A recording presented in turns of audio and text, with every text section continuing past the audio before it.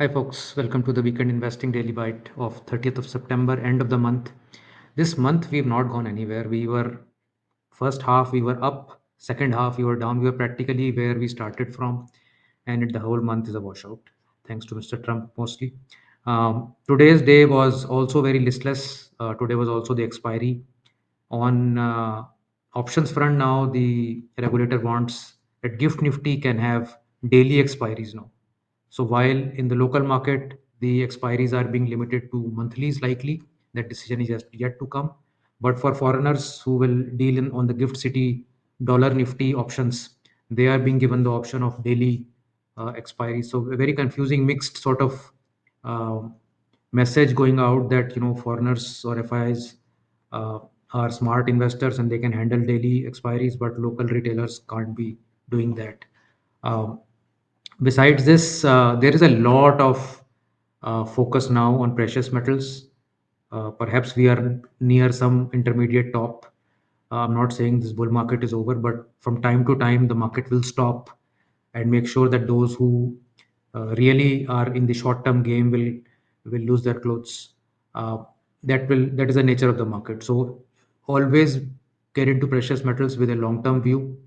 Don't try to trade on a day-to-day basis. It's a very volatile asset class, especially silver, and will really need to be a very astute and sharp trader to make money on it.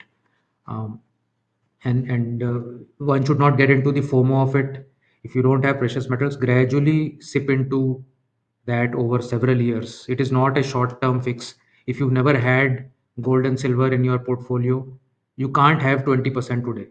That your mental makeup will not allow you to do that. So go for 2% first, then to 5%, then to 7%, then to 10%.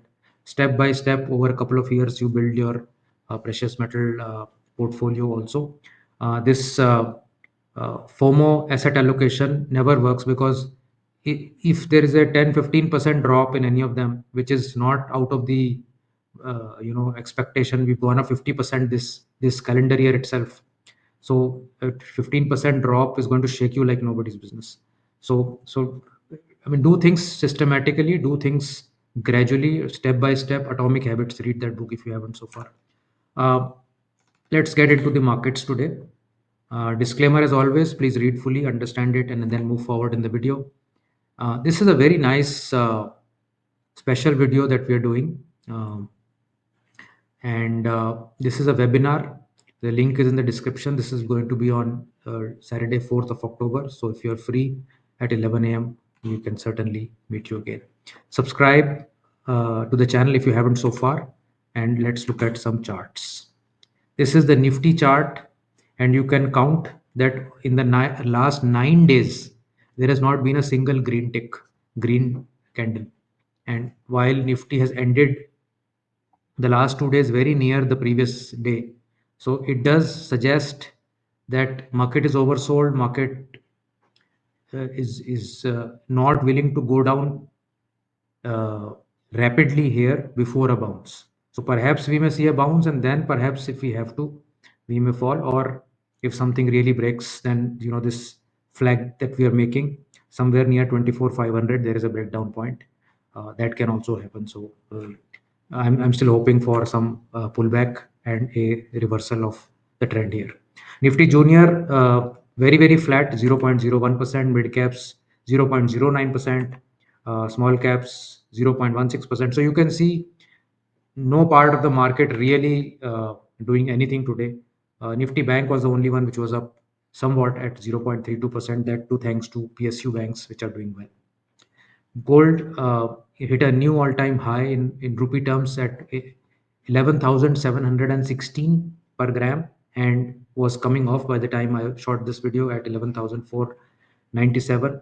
Some correction is certainly needed. When it will come is nobody's call. One big mistake that many traders and investors make is they look for corrections in a large bull market to short. That is the biggest mistake any trader or investor should do, where you're trying to play the minor part of the trend. So there's a major uptrend, minor downtrend, major uptrend, minor downtrend. You don't want to play the minor moves. You want to play the major moves. So if something is in bull market and you want to play that market, look for long setups. Don't look for short setups. People have lost their houses in trying to look for short setup. They've been calling the death of gold since gold was $1,000. Wall Street Journal at $1,600 said gold is no longer a safe haven. This was September 2022. And in 3 years, we have gone from $1,600 to $3,800, and no less than Wall Street Journal with full headlines on it. So that's the kind of mistake even experienced folks are making. Advanced decline trend, while not so good, but the advances declined during the day, and the declines advanced during the day, and they ended very much at equal ground, 279 to 221. You can see Reliance, Bharti, L&T, ITC, Titan, these stocks were losing. And cement and steel stocks did well. Hero Motors did well. And some PSU banks also were pulling the index up, but not much action anywhere. Nifty Junior had more color. Indigo, Shree Cement, Hyundai, DMart, VBL, Adani Power, DLF, Bajaj Holding, Lodha, all losing ground. And you can see the troika of the PSU banks, PNB, Canara Bank, Bank of Baroda. It very clearly suggests there is a shift or a rotation that is happening from private to public banks in terms of uh, possibly FI holding. And Vedanta moving up 3%, Jindal Steel moving up 2%. So commodity or commodity oriented stocks are going up. Swiggy is also going up. Um, and you had United Spirits and Britannia also do well. Mover of the day is Tata Investments, 16.82% up on the buzz of Tata Capital IPO, and of course the stock split in Tata Investment. Uh, just to give a side news on Tata Capital IPO, which is coming somewhere near 325 or 350 rupees. Very recently, it was trading at 1,000 rupees in the unlisted market. So, uh, my condolences to all who have bought at 1,000 in the unlisted space and are now looking at a specter of a 60-70% loss if the IPO opens near the IPO price. So all this unregulated business, all this trying to be too smart with unlisted space, this has caused so much damage to people. Why do you need to do all those things? Unless you have that kind of a knowledge or a assessment capability, don't get into all of this. I mean, last many IPOs uh, have not seen the gray market level uh, post listing. So that was that. And KPIT Tech crashed 9.27%, 11% on that worst single day drop in nearly a year. And this stock has been falling for some time. We were holding it when it was going up, and as good momentum strategies would do, they have ditched KPIT long time back. Sectoral trends: 1.84% on PSU banks. So PSU banks really doing well.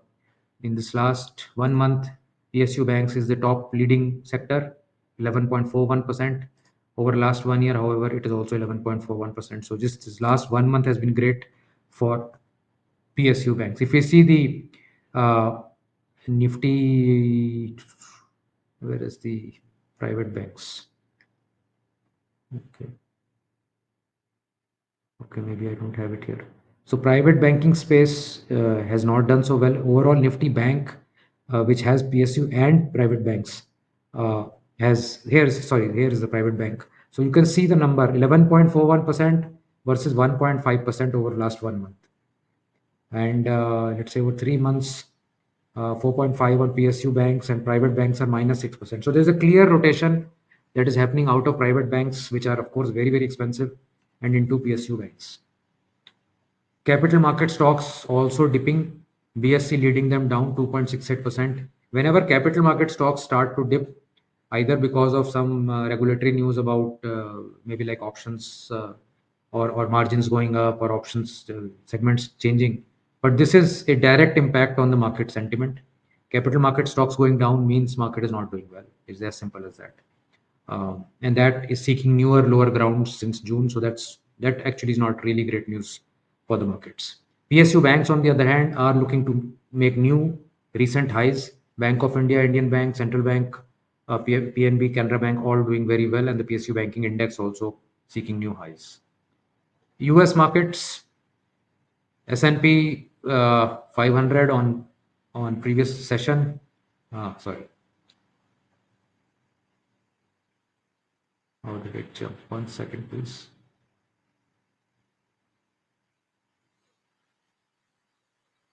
Okay. So 0.26%, 0.15 on Dow Jones, 0.48. Very flat US markets also in the previous session. Over the last 1 month, however, they've done all right. Nasdaq is up 5%, and for the year it is up 24%. So US markets have done reasonably well. PayPal, Accenture coming back, Starbucks, Nvidia, and BlackRock. These are some of the stocks that are doing well. This was the 29th of September trading date, uh, and some of these gainers probably are likely to do well going forward. Tweets of the day. So I tweeted about the USD INR in the last about 3 weeks. It is sort of a flagpole formation, and the price is at the top end of the range. If this starts to break out, you can safely say we are going towards 90 very, very soon. If it breaks down below 88.60, then of course this is nullified. So I think we are getting hit uh, in a double whammy. Rupee is weakening against the US dollar, and the US dollar is weakening against euro and GBP and Swiss franc. So Indian rupee versus all those other currencies is really getting hammered, and hence your Europe trip or your imports from all these countries is going to become very, very expensive, which is not good for our purchasing power, so as to say. Uh, Yesterday, I tweeted about uh, the fact that how large cap stocks from January 2008 to October 2008 crashed 30 to 90%, most of them. And this table that is there in front of you is one step ahead of that. This is post the crisis in the next 4 years. So even going from Jan 8 to Jan 12, these stocks which were part of the Nifty, this was the recovery after 4 years. Unitech was down 96% from where it was before the crash. Suzlon was 95%, Arcom 90%, DLF 83% down, ABB 65% down, State Bank of India 31% down. So many stocks did not recover even 4 years after the crisis started. So you need to figure out a strategy where even if when a crash is happening, you will either go to cash or you rotate into those stocks and sectors which are going to recover now. And each time a crash happens, a different segment of stocks will recover. The same stocks will not recover each time. That's sort of the message that I wanted to give through this tweet. At 8 p.m., we are coming out with a data backed episode of decoding Nifty's seasonal edge. So we'll talk about the seasonalities of Nifty movement and go through that blueprint. If you like our channel, if you like our way of following data and how to extract insights from that, please do give us a like and share, and certainly subscribe to our channel if you haven't. And I'll see you at 8 p.m. Bye.